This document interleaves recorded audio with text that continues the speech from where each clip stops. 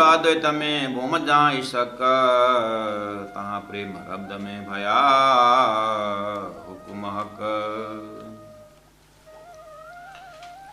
यह खेल देखने की इच्छा उपजाई दोए, और अक्षर और रसायन की आदि अनादि फल कयो सोए। ताके तीन तकरार कहे, सो भये तीनों इंड। ताकि बीतक जुदी जुदी, माया मिथ्या नट ब्रह्मांड। पहले 11 वर्ष और 52 दिन, काल माया ब्रह्मांड में खेले मिल निज जन। ता पीछे आए रास में इंद जोग माया जागृत, तहाँ बिरहा बिलास दो देख के फिरे। रास ब्रज दो अखंड, कर चेतन बुद्धि फिरे मन। ये ब्रह्मांड तीसरा, जहाँ मोहम्मद आए रोशन। रास लीला खेल के आए बरारब श्याम, तहाँ बात सब जाहिर करी चला मार्ग इन से। 6 दिन कुरान में वाक़े भय जब, ता दिन की हकीकत सारी छिप कही तब। ताम 1 दिन ब्रज में दूसरे दिन रास, एक रात तहाँ खेले देखे बिरह विलास। मनोरथ पीछे रहे तब तीसरो भयो इंड, तामे आए बरारब आमर फैलाए ब्रह्मांड। यह दिन तीसरा रहे 60 वर्ष और 3, रब्बानी कलाम लियाए कि सबको दिया यकीन। यह कथा बहुत है विस्तार नहीं सुमार, पर है 4थे दिन की सैया करो विचार। जब मोहम्मद साहेब की 9 सदी बितक, 9.25 बाकी रहे दशमी के बुजरक। साल 990 मास 9 हुए रसूल को जब, रुअल्लाह मिसल गाजियो सैया उतरे तब। संवत 1638 से आसोज सुदी 14 को, जन्मदिन श्री देवचंद्र जी आए प्रकट मारवाड़ मो। तामे गामो मरकोट मत में घर अवतार, माता जो कुंवर बाई ताको कहूँ विचार। जन्म जब जन्मे मारवाड़ में घर, अति आनंद नर नार। यह बधाई ब्रह्मांड में त्रिगुण समेत विस्तार, त्रिगुण समेत विस्तार। बोलो श्री प्राणनाथ प्यारे की जय, सतगुरु महाराज की जय। प्यारे सुंदर साथ जी प्रणाम। सभी सुंदर साथ जी, मैंने दूसरा प्रकरण लालदासी महाराज के द्वितक को 15, 16, 17, 18 चौपाई मैंने पाठ किया। और आज कल का प्रसंग रहा है, हमने सदगुरु श्री देवचंद्र जी महाराज को प्रकट किया। अर्थात संवत 1638 है और असोज का महीना है, शुक्ला पक्ष है, 14 की तिथि है। सदगुरु महाराज प्राकट्य हो गए। अब गांव उमरकोट रहा, पिताजी का नाम मत्तु मेहता रहा और माताजी कुंवरबाई। ये दोनों दाम्पत्य जीवन बहुत ही सुंदर ढंग से बीत रहा है। और ताको कहूँ विस्तार, तो अब लालदास महाराज कहते हैं ये 4था दिन का स्वरूप जो सदगुरु महाराज हैं, अब उनको जब मतलब जन्म से लेकर अब वहाँ से वहाँ का जन्म किस तरह से हुआ और आगे उनकी बाल्यलीला कैसे रही, ये सारी जो उनका साधना पक्ष कैसा रहा, इन चीज़ को लालदास महाराज अब हाईलाइट करने जा रहे हैं। तो आइए सुंदर साथ जी।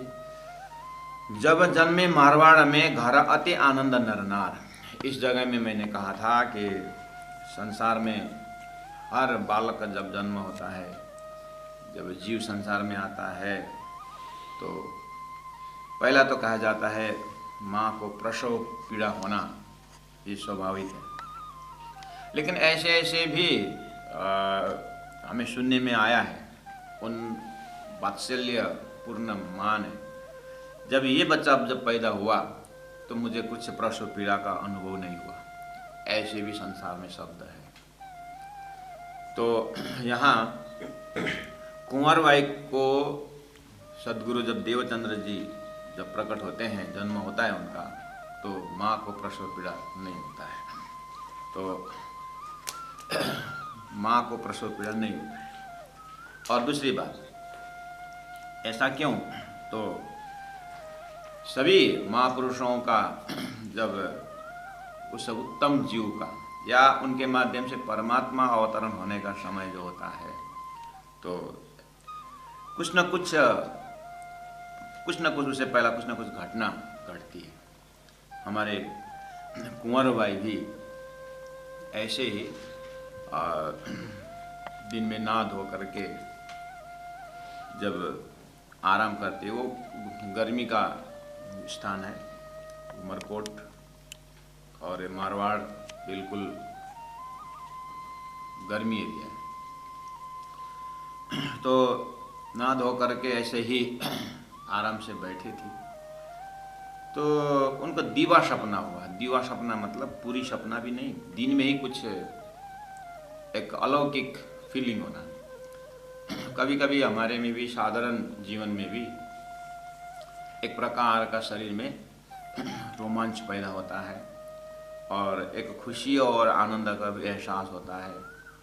और कितने महापुरुषों का अनुभव है कि आगे कुछ होने का जो घटना होता है तो उनके शरीर में कुछ स्फुरन आ जाता है, ऐसे ऐसे जो बताते हैं।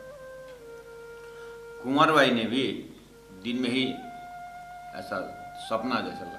क्या था सपना? तो बोलते हैं कि आकाशी मार्ग से होते हुए चंद्रमा बिल्कुल ऐसा गोलाकार घूमते घूमते घूमते घूमते बहुत बड़ा रूप लेकर के आया, और आते आते अपने मुंह तक आने, बहुत छोटा होकर के अपने आराम से अपने मुखारविंद को प्रकाशित करते हुए मुख से अंदर चला गया। जैसे अंदर चला गया तो शरीर में बिल्कुल शीतलता का अनुभव हुआ।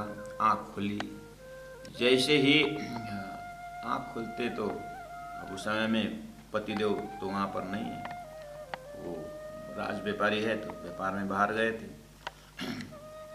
जैसे वो शाम को पहुँचे तो कुंवरबाई माता ने अपनी बात रखी और ये दीवा सपना की घटना सुनाती है। तो बहुत समय से घर में संपत्ति नहीं है, संपत्ति तो बहुत है, लेकिन थोड़ा सा संकेत, और दाम्पत्य जीवन में संतति होना ये जरूरी है। और दूसरी बात, जिस घर में संतति न हो थोड़ा सा कमी तो महसूस होता ही है। ये दाम्पत्य जीवन में भी नंद यशोदा के भांति बहुत समय से बच्चा नहीं, तो थोड़ा थोड़ा खुशी भी एहसास हो, कुछ लक्षण मिल रहा है क्या? तो हमारे मत्तु मेहता जी वहाँ पर ज्योतिषों से मिलने गए कि ज्योतिषी, ये हमारे धर्मपत्नी ऐसी बात बताती है तो कुछ इसमें संकेत है क्या?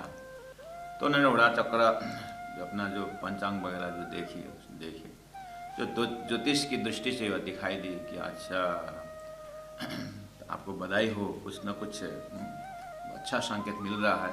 आपके घर में चंद्रमा जैसे शीतलता प्रदान करने वाला बच्चा का होना ऐसा आपका दिखाई दे रहा है। तो आकर के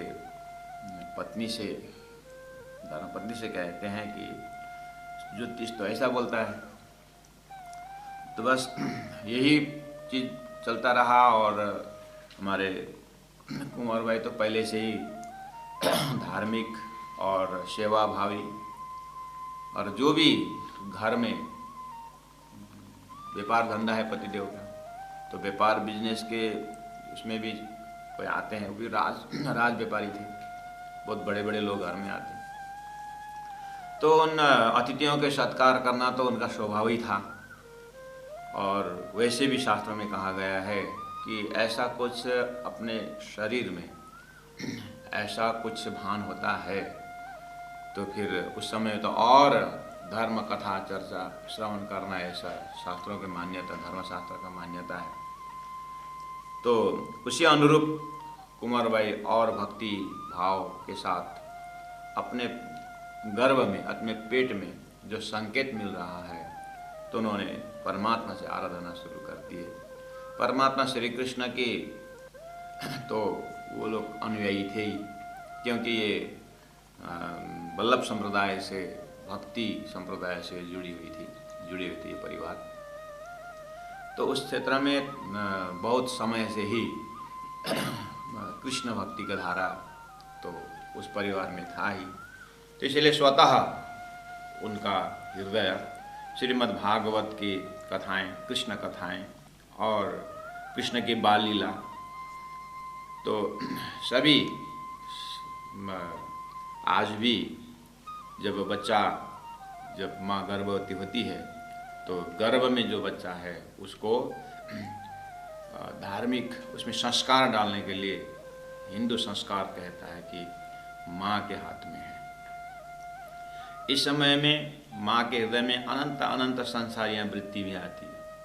तो पूरा सत्संग लगा करके, सत्संग से या अच्छे ग्रंथ को अध्ययन करके, महापुरुषों का जीवनी पढ़ करके, इस तरह से उस समय का जो वृत्ति है, जो थॉट्स है, बिल्कुल उस समय का जो समय है, एकदम शांत चित्त से अपने गुणांग इंद्रियों को बस में रखते हुए, जैसे सूर्य की रोशनी हमारे तक पहुँचता है, ऐसे ही परमात्मा का मेहर अपने तक पहुँच रहा है। ऐसा ध्यान कि जैसे सूर्य अपने पूरा ताप के साथ, अपना पूरा शक्ति के साथ मेरे हृदय में, मेरे अंतर्गर्भ में प्रवेश हो रहा हो। चंद्रमा का जो शीतलता है वो मेरे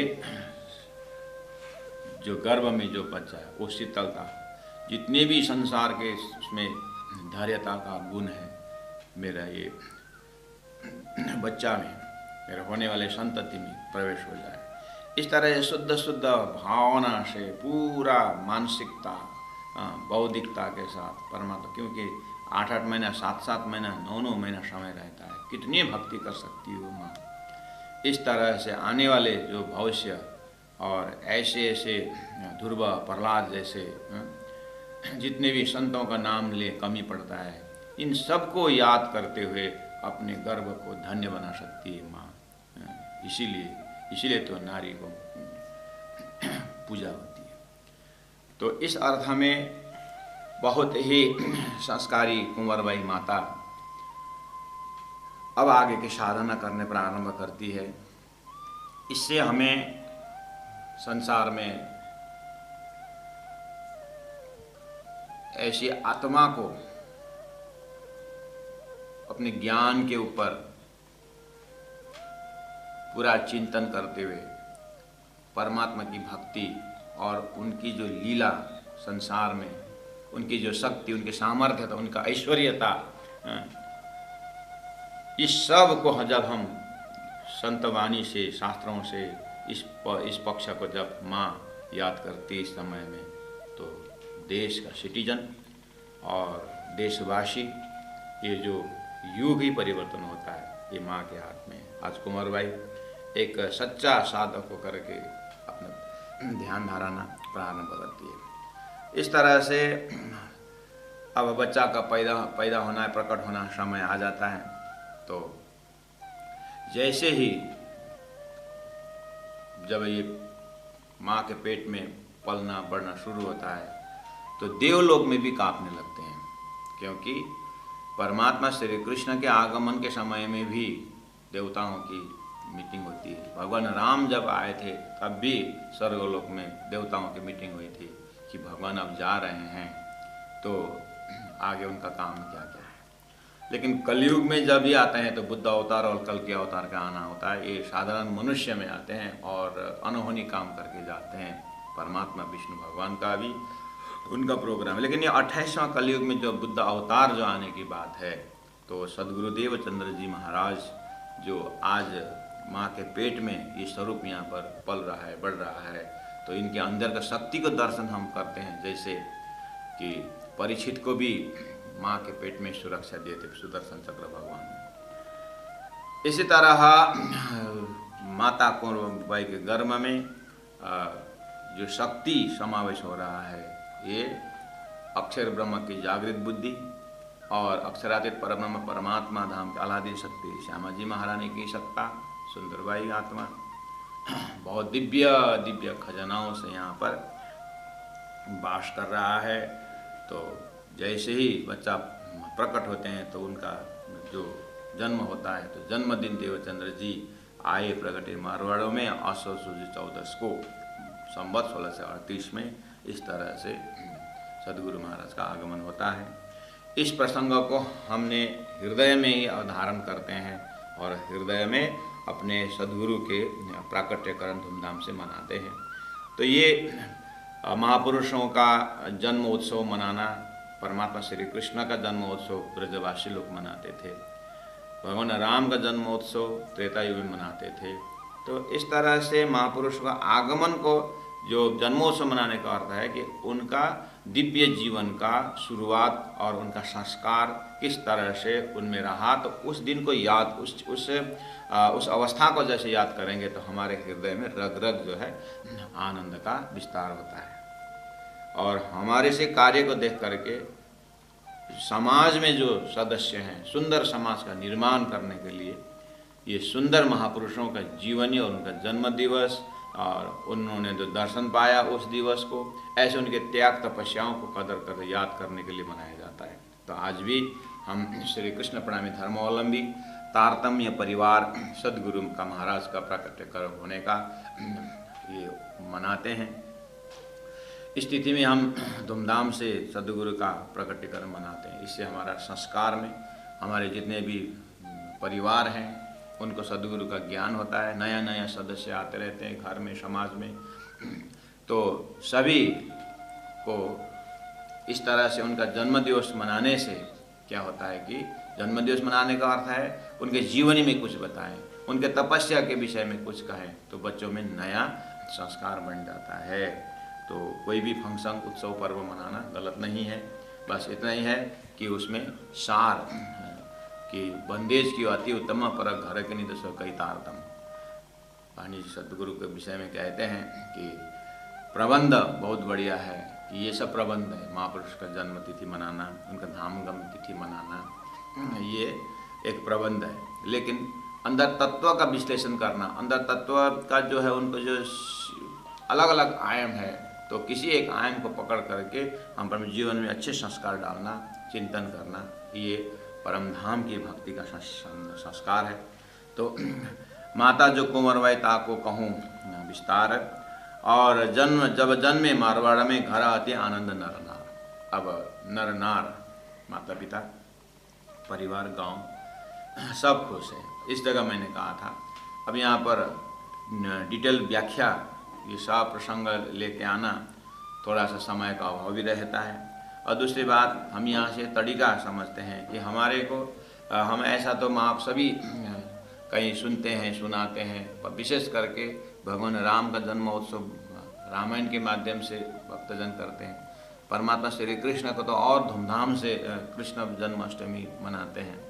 तो उस समय के जो भी शास्त्रों में व्याख्या है और जो भी उस समय का सुंदर सुंदर वर्णन जो है वो सब हम अपने जो तारतम्य भाषा में सुंदर साथ जो है उसको ले आएं अपने हृदय में, उत्सव को धूमधाम से मनाएं। घर आती आनंद नर नार। और जब कृष्ण प्राकट्य के समय में नंद बाबा कितने खुश थे, यशोदा मैया कितने खुश थे, प्रसव पीड़ा से मुक्त थी, और ब्रजवासियाँ दौड़ दौड़ करके श्री कृष्ण के पास पहुंचते हैं। ये सारी जो झलक है, ये सारी जो नक्शा है, ये जो सीन जो हम इमेजिन हम कल्पना कर सकते हैं, इन सब को ऐसा खुशी और उत्सव और एक जमीन भी खुशी, आज पृथ्वी भी खुशी के कारण नाच रही है, ऐसा भावना को लेकर के हम सदगुरु महाराज के पास उमरकोट पहुंचते हैं। और उमरकोट वासी जो हैं ये कुंवरबाई की सेवा को, भक्ति को देखते हुए, और मतुमेता राज व्यापारी हैं, लेकिन व्यापार में ऐसा नहीं कि दूसरों को ठग के अपने जीवन करे, ऐसा नहीं। धर्म अर्थ कमाते हैं, बिल्कुल धर्म में रह करके बहुत ही संस्कारी व्यापारी है और राज व्यापारी है, लेकिन प्रजाओं के साथ साथ ये बहुत अच्छे व्यवहार हैं इनके। तो ये सब को देखते हुए भी लोग आज बहुत समय बाद मत मेहता घर में पुत्र रत्न हुए हैं, तो सब आते हैं, दर्शन करते हैं और बधाइयाँ देते हैं।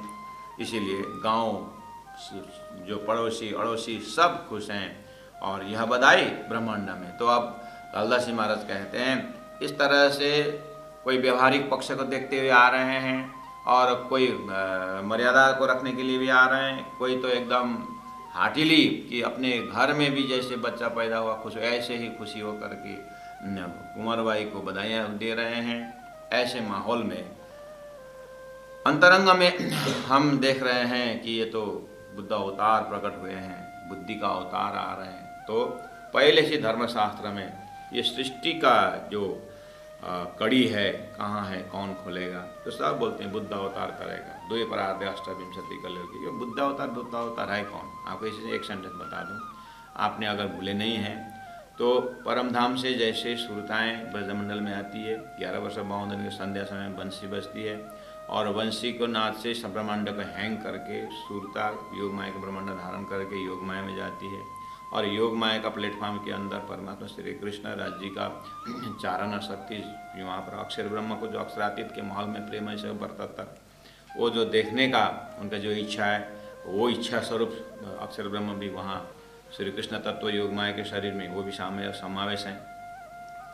और उनकी जो वृत्तियों में से ईश्वरी शक्तियाँ जो है ये ब्रह्म सृष्टियों के साथ जो ब्रजमंडल में थी पुत्री के रूप में, तो ये वहाँ पर योग माया से धारण करके एक एक गोपी के अंदर, एक एक सखी के अंदर 2-2 ईश्वरीय आत्मा होकर के रास का स्टेज तैयार हुआ है। और रास जब विलास चलता रहता है तो बीच में श्री कृष्ण अंतर्ध्यान हो जाते हैं योग माया के मंडल में, लेकिन उसी समय घटना घटती अक्षरधाम में अक्षर जग जाते हैं और वो राज्य ने जोश खींच लिया तो अक्षरधाम में जग गए। तो जगने के बाद रास को अपने जहाँ पर बुद्धि में जो पर उन्होंने अखंड किया था, सबल के महाकारण अपने बुद्धि में अखंड किया था, वही रास अखंड करने वाली बुद्धि जो बुद्धि जगी थी और अक्षरातीत के माहौल के प्रेम का आनंद ऐसा है करके अनुभव की थी, वही जागृत बुद्धि का अवतार सद्गुरु देवचंद्र जी महाराज है। और धरती में पहले से ही 28वां कलयुग में तो जागृत बुद्धि का अवतार होगा, जो बोलते हैं जागृत बुद्धि, ये जागृत बुद्धि यही जागृत बुद्धि है। संसार के पैकेज में पहले से ही बुद्ध अवतार करके विष्णु भगवान आते थे, शास्त्रों का ज्ञान देते थे। 27वां कलयुग में भी ऐसे ही था, 26वां कलयुग में भी ऐसे ही था, लेकिन 28वां में कुछ अनहोनी होनी थी। तो 28वां कलयुग की जागृत बुद्धि जो है, जड़ चेतन को भी पार लगाने वाले, ब्रह्मा विष्णु महेश को भी पार लगाने वाले बुद्धि आने वाले थे। तो इसके ऊपर भाष्य वक्ताओं के मुखारविंद से कुछ संकेत की भाषा निकली थी। तो वो चीज़ को ही तारतम्य सूत्र में स्वयं देवचंद्र जी महाराज को बाद में जब राजी महाराज दर्शन देते हैं तो ये बला बुद्धि को दर्शन कराते हैं, तो याद दिलाते हैं ये बुद्धि तुम्हारे अंदर है। तो अभी बता रहे, लेकिन ये स्वरूप ने जो कार्य किया है, लालदास जी महाराज को तो ये सारा ज्ञान है, इसलिए उन्होंने यहीं पर रख दिया कि ये बुद्ध अवतार इस तरह से है। हनुमान जी भी सुसुप्ति हुए थे तो जाम्बवंत जी ने याद दिलाया था, हनुमान जी आप में इतनी शक्ति क्यों है पता है? आप पवन पुत्र हो, फिर भी आप सुसुप्ति हो, आप लंका जा सकते हो, उड़ सकते हो, एक बार ट्राई करके तो देखो। तो उनको याद दिलाया था, उसको बोलते हनुमानीकरण करना पड़ना बोलते, तो जाति स्मरण कराना। तो इसी तरह दर्शन के समय में देवचंद्र जी महाराज को याद दिलाते हैं कि आप बुद्ध अवतार इस अर्थ में, आपके वो शक्ति अंदर विराजमान है। उसी ने तो आपको घर से दौड़ाया, उसी बुद्धि ने तो आपको इतना शास्त्रावलंबन करते समय कि सब देखते हुए इतनी जल्दी आपने शास्त्र कैसे देख लिया?